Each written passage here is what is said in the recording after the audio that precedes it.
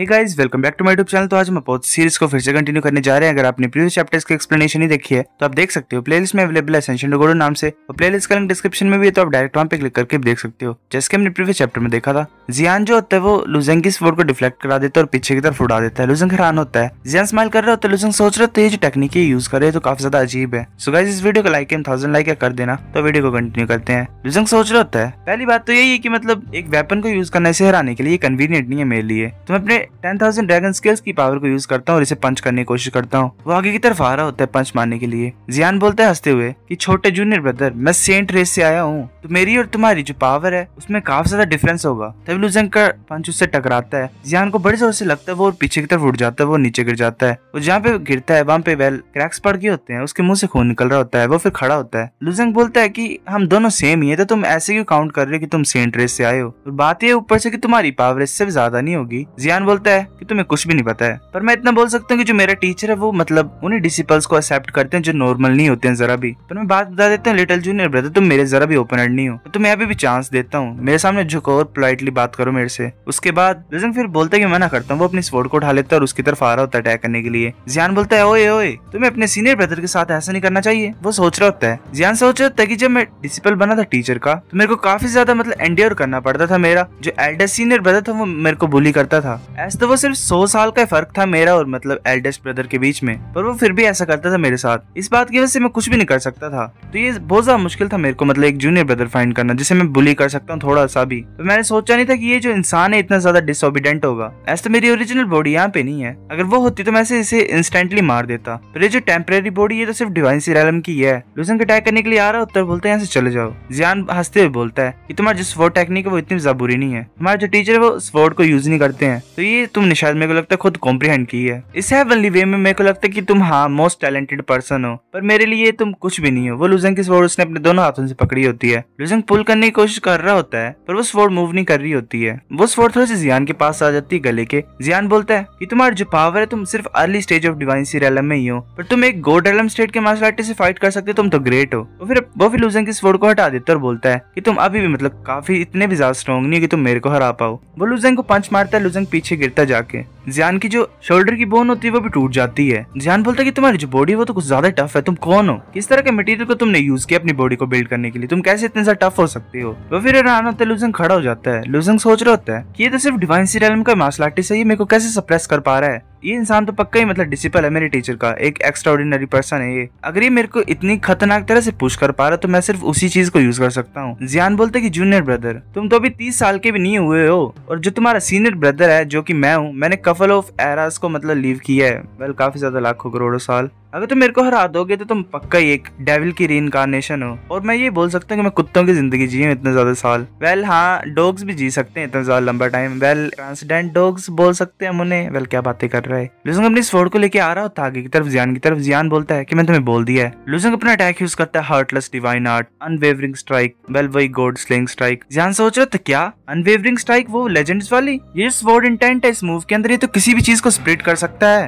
ये तो most destructive move है। पर वो उसे फिर ब्लॉक कर देता है। वो बोलता है मैं ब्लॉक कर सकता हूँ उसे। लुजेंग का जो स्वॉर्ड हो रहा होता है वो निकल रहा होता है। जियान हैरान होता है, बोलता है क्या। वो बिल्कुल जियान के पास ही पहुंच गया होता है स्वॉर्ड हो रहा। लुजेंग का जो स्वॉर्ड हो रहा होता है वो जियान की बॉडी से आर पार हो जाता है। जियान के मुंह से खून निकलाता है। वो बोलता है कि तुम 1 मिनट तो रुको, वेट करो। लुजेंग सुनता नहीं और उसके पैर को कट कर देता है। उसकी जो बॉडी होती है वो गायब होने पड़ती है। जियान बोलता है कि मेरे को कुछ इंपॉर्टेंट बताना तुम्हें, क्या तुम रुक सकते हो ताकि हम बात कर सके प्रॉपर्ली। लुजेंग नहीं सुनता। लुजेंग अपनी स्वॉर्ड से अटैक करने लगा होता है। जियान डॉज कर लेता है, बोलता है ऐसा लग रहा है कि इस बच्चे ने हर्टलेस डिवाइन आर्ट को यूज किया हुआ है, और ऐसा लग रहा है कि बात नहीं सुन पा रहा जो मैं बोलना चाहता हूँ, मैं क्या करूँ। वेल हर्टलेस डिवाइन आर्ट यानी जिसमें कोई भी इमोशंस नहीं रहते हैं। जियान सोच रहा था मैं बस यही पूछना चाहता था इससे प्रीमिडियल सीक्रेट आर्ट के बारे में, और ऊपर से टीचर ने मेरे को ऑर्डर दिया कि मेरे को कुछ इसको पॉइंटर्स देने, मतलब इन्फॉर्मेशन देनी है। टीचर ने मुझे बताया था कि ये इंसान भी प्रीमिडियल की को कल्टीवेट कर रहा है, तो इसकी आंखों में जो नेचर है प्रीमिडियल की का और जो ट्रू एसेंस का वो सेम ही है। अगर एग्जाम्पल की बात की जाए, जो ट्रू एसेंस होता है उसमें हमें इमेजिनेशन के ऊपर रिलाई करना पड़ता है किस चीज को क्रिएट करने के लिए, पर जो प्रीमिडियल प्रीमेटल की है वो डायरेक्टली उस चीज को क्रिएट कर सकती है। जो ट्रू सेंस होता है वो तुम्हारे इंटरनल वर्ल्ड में चीजों को क्रिएट कर सकता है और बिल्ड कर सकता है, और सभी जो लाइफ फॉर्म्स होती है उन्हें नरिश कर सकता है। पर जो प्रीमेटल की होती है वो सभी चीजों का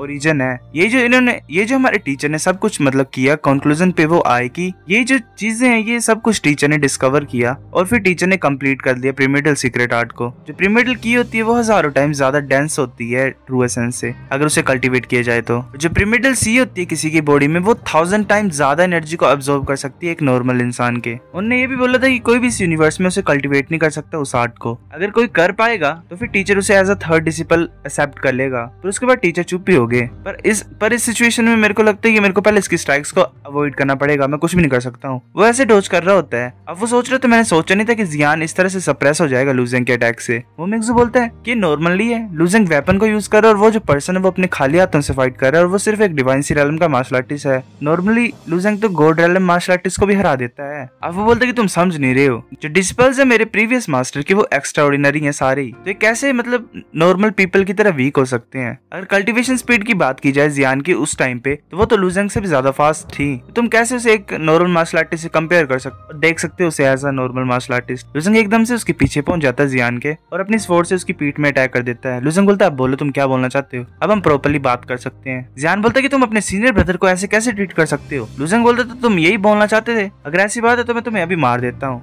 जियान बोलता है कि नहीं, जो तुम्हारा सीनियर ब्रदर वो तुम्हारी हेल्प करना चाहता है, मेरे को खड़े तो होने दो पहले, मेरे पास ज्यादा टाइम नहीं बचा बात करने के लिए। लूजिंग बोलता है ऐसी बात है तो बोलो क्या बोलना चाहते हो। जियान बैठ जाता है और बोलता है ऐसे तो ओरिजिनली मैं यहाँ पे मास्टर के ऑर्डर को फॉलो करते हुए आया हूँ कि मैं तुम्हें एक टेक्निक को मतलब बताना चाहता था कि तुम उसे लर्न कर सकते हो, पर ये जो सिचुएशन है यहाँ पे अगर एल्डर सीनियर ब्रदर को पता लगेगा तो वो मेरे ऊपर दोबारा चलाएगा। जियान बोलता है कि मैं देख सकता हूँ कि तुम कल्टीवेट कर रहे हो प्रीमेटल सीक्रेट आर्ट को इसी मॉडल मेंशन में, और जो बाकी चीजें तुम कल्टीवेट कर रहे हो वो ओरिजिनली इस लाइब्रेरी से नहीं है ना। तुम इतना ज्यादा वेस्ट क्यों कर रहे हो अपने टाइम को, तुम इतने ज्यादा अच्छे ट्रेजर में बैठे हुए हो और तुम्हें पता भी नहीं है मतलब तुम कैसे एडवांटेज ले सकते हो उन चीजों का। हमारे टीचर ने ये इमॉर्टल मेंशन इसीलिए क्रिएट की थी ताकि उनके जो डिसिपल्स हैं वो पूरे वर्ल्ड के नॉलेज को गेन कर सकें और जो हेवनली वे है उससे भी ज्यादा स्ट्रॉन्ग बन सकें। अगर तुम हार्टलेस डिवाइन आर्ट के ऊपर रिलाई करते रहोगे तो ये बहुत ज्यादा मुश्किल होगा तुम्हारे लिए स्ट्रॉन्ग बनने के लिए इस हेवनली वे से। लूजिंग बोलता है तुम्हारी जो बॉडी है वो गायब होने वाली है, मेन पॉइंट पे क्यों नहीं आते तुम। जियान बोलते कि मैंने एक लंबे टाइम पहले सुना था कि जो हमारे टीचर ने मेंशन किया था कि जो प्रीमेटल सीक्रेट आर्ट है वो दूसरी कल्टीवेशन मेथड के साथ भी फ्यूज हो सकता है और वो इवॉल्व हो सकता है। मैं यही रिकमेंड करना चाहता हूँ कि तुम यहाँ पे जो मेथड्स हैं उन्हें कल्टीवेट करो, जैसे 10,000 लो enemy book, thunder tribulation killing, 8 crooked flying smoke. Losing बोलता है ये तीनों तो सुप्रीम डिवाइन मार्शल आर्ट्स है ना। जियान बोलता है सुप्रीम डिवाइन मार्शल आर्ट्स, जो पीपल यहाँ पे रहते हैं वही मतलब ऐसी हिम्मत कर सकते हैं कि अपने मेथड को सुप्रीम बोल सकते हैं। मैं यही बताना चाहता हूँ तुम्हें कि जो हमारे एल्डर सीनियर ब्रदर थे उन्होंने इन तीनों स्किल्स के ऊपर रिलाई किया, वो स्ट्रॉन्गेस्ट बन गए हेवनली वे से भी, और फिर उन्होंने पूरे वर्ल्ड के ऊपर रूल किया। ऐसे तुम थोड़े से ज्यादा वीक हो उनसे, पर तुम इतने भी ज्यादा वीक नहीं हो, तो अपना बेस्ट करना। हम बाद में मिलते हैं, फिर मैं तुमसे पूछता हूँ। वो हंसते हंसते गायब हो जाता है वहां से। फिर हमें हेवनली वे से ऊपर का सीन दिखाई देता है एंडलेस गॉड टेरिटरी का। वहाँ पे एक मार्शल आर्टिस्ट बैठा होता है एक बीस्ट के ऊपर और वो फ्लूट को बजा रहा होता है। तब वो जो जूनियर मार्शल आर्टिस्ट होता है वेल लूजिंग का सीनियर, वो बोलता है कि एल्डर सीनियर ब्रदर हमारे पास एक नया जूनियर ब्रदर है जो सबसे बड़ा डिसिपल होता है। वो बोलता है तुम इतने ज्यादा एक्साइटेड क्यों हो, क्या टीचर ने ऐसे पर्सन को फाइंड कर लिया जो सूटेबल है प्रीमेटल सीक्रेट आर्ट को कल्टीवेट करने के लिए। जियान बोलता है हाँ, पर वो जो पर्सन है वो सिर्फ अभी डिवाइन सी रेलम का मार्शल आर्टिस्ट ही है, तो अभी भी स्ट्रगल कर रहा है सर्वाइव करने के लिए हेवनली वे में। जो एल्डर सीनियर ब्रदर होता है वो बोलता है डिवाइन सी रेलम का, फिर वो अपनी फिंगर्स को कनेक्ट करता है और कुछ कर रहा होता है। वो वेल फेट को कैलकुलेट कर रहा होता है। वो बोलता है कि ये पर्सन ऐसा लग रहा है कि ये फेटलेस है, मैं इसके फ्यूचर को कैलकुलेट नहीं कर पा रहा हूँ। जियान बोलता है क्या फेटलेस है। एल्डर ब्रदर बोलता है कि मैं सब कुछ की कैलकुलेशन कर सकता हूँ जो भी हेवनली वे के नीचे आते हैं, पर जो फेटलेस होते हैं वो हेवनली वे के नीचे नहीं आते, तो मैं उन्हें कैलकुलेट नहीं कर सकता उनके बारे में। पर तुमने भी तो कल्टीवेट की है देवाइज को, मतलब जो कि एक डिवाइन एबिलिटी है। ऐसे तुम सिर्फ एक विस्प थे साउल के, तो तुम उसकी फेट को देख सकते थे, तुमने क्यों नहीं पूछा उससे कुछ भी जब तुम उसे इमॉर्टल मेंशन में मिले तो। जियान बोलते वेल एल्डेस्ट ब्रदर बात ये है, मैंने सिर्फ उसे कल्टीवेशन मेथड को पॉइंट आउट किया जो उसे चाहिए थे उस टाइम पे, वरना वो सिर्फ हार्टलेस डिवाइन आर्ट्स को यूज करता रहता। एल्डेस्ट ब्रदर बोलते क्या हार्टलेस डिवाइन आर्ट, ये सिर्फ डिवाइन सी रेलम का मार्शल आर्टिस्ट नहीं है। जियान बोलता हाँ मेरे को भी ये थोड़ा सा अजीब लगा, उसने पूरी तरह से मतलब स्वॉर्ड टेक्निक्स को कल्टीवेट कर ही लिया है। मेरा जो क्लोन था वो डिवाइन सी रेलम का ही था, तो उसने वो स्वॉर्ड टेक्निक को यूज किया मेरे को मारने के लिए। एल्डेस्ट ब्रदर बोलता तुम काफी ज्यादा यूजलेस हो। जियान बोलता है एल्डेस्ट ब्रदर क्या बोल रहे तुम, फिर वो वहां से चला जाता है एल्डेस्ट ब्रदर। फिर लुजंग लास्ट तक पहुंच जाता है। लुजंग बोलता है तो ये and third true extension road का। वहाँ पे एक टोकन होता है। लुजंग उस टोकन की तरफ देखता है और बोलता है कि मुझे पता नहीं मैंने किस तरह के टोकन को रिसीव किया है। पपेट भी वहाँ पे आ जाता है लुजंग के पास और बोलता है मुझे देखने दो किस तरह का टोकन मिला तुम्हें। लुजंग पीछे मुड़ता है और अपने टोकन को आगे की तरफ करता है पपेट के। पपेट खुश हो जाता है, हंसते हुए बोल रहा होता है ये तो ली कैरेक्टर का टोकन है, मैं बड़ा खुश हूँ कि मैं रिफाइनिंग वर्क प्लेस में एंटर कर सकता हूँ। फिर वो रिफाइनिंग वर्क प्लेस में एंटर कर जाते हैं। वो ऐसे यहाँ वहाँ देख रहे होते हैं, वहाँ बड़े ज्यादा मटेरियल होते हैं। लुजंग एक वुड के पास जाता है और बोलता है ये जो मटेरियल है कुछ अजीब सा नहीं है। तो चैप्टर नंबर 273 इतना था। अगर आपको वीडियो पसंद है तो लाइक करनी है, लाइक कर दो, शेयर करो, दोस्तों के साथ कमेंट करके बता। अगर आपको वीडियो कैसी लगी है सब्सक्राइब करो। तब तक के लिए बाय बाय।